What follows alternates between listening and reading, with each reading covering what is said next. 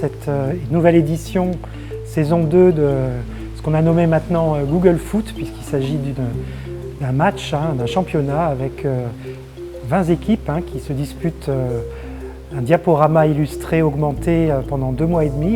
Et ben, cette édition, elle utilise maintenant l'IA en fait. Et c'est une nouveauté par rapport à l'année dernière. Donc ce qu'on leur demande en fait, c'est de favoriser la critique entre eux de ces contenus. Donc ça, c'est la chose la plus importante pour faire face à l'IA.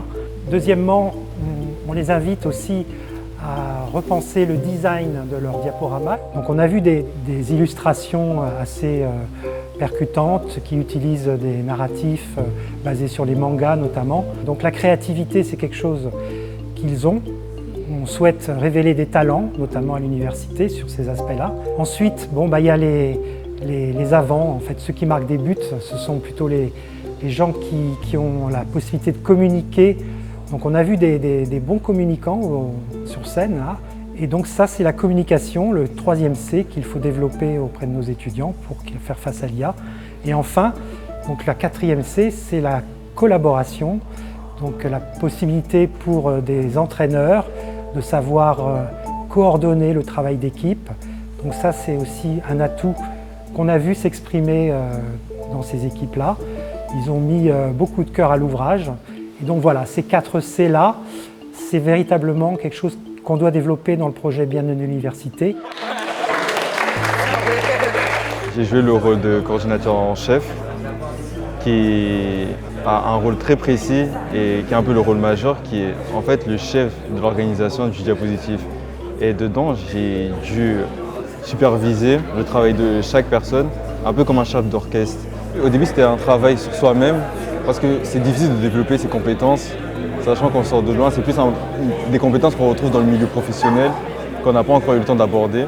Et j'ai trouvé ça très intéressant de le faire là avec la diapositive, diaporama, de faire ça avec des groupes différents, parce qu'on a pu trouver, par exemple, chacun son critère à lui. C'est hyper intéressant aujourd'hui que dès les études, ils ont une mise en application concrète de l'agilité. Donc en fait, en tout cas là, ça se rapproche un peu des méthodes agiles qui sont très utilisées en l'occurrence dans l'informatique, dans le développement, mais de plus en plus dans énormément de secteurs. Et cette idée de sectoriser et de pouvoir peut-être dans d'autres exercices faire bouger les rôles pour que chacun puisse bien s'approprier des différentes fonctions qu'il y a dedans, c'est hyper intéressant. Ça permet chacun d'être très productif sur un point particulier, mais en même temps de rester connecté à l'ensemble du processus et du coup d'interagir et de collaborer de façon efficace. Je suis toujours fan de me rapprocher au maximum de l'innovation et du coup des premières briques et de ces étudiants-là qui débutent leur cursus et donc leur vie professionnelle et leur parcours de vie. Et du coup, c'était vraiment très stimulant de voir l'engagement de chacun, la motivation et toutes les problématiques qu'ils ont pu toucher de façon concrète et qu'ils ont partagées. Et c'était un moment que j'ai trouvé émouvant et je leur souhaite une belle continuation. Il faut bien se rendre compte une chose, c'est que les professionnels maintenant se posent la question de recruter une IA plutôt qu'un jeune qui sort de Bac+5. Donc il y a près de 40% des chefs d'entreprise qui sont dans cet état d'esprit. Donc il faut véritablement inculquer à ces jeunes des compétences que l'IA ne leur ôtera pas. Donc ça, c'est un apprentissage qu'on doit leur inculquer au fil de l'eau, au fil des années. Donc il faut par exemple déjà apprendre à se connaître soi-même, ce qui n'est pas le cas en premier semestre de L1.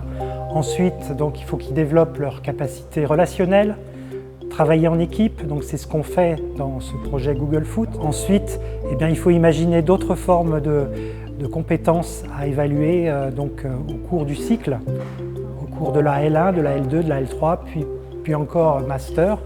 Donc tout ça, c'est un processus au long cours qu'il faut qu'on développe pour pouvoir évaluer les compétences de nos jeunes face à l'arrivée de l'IA générative.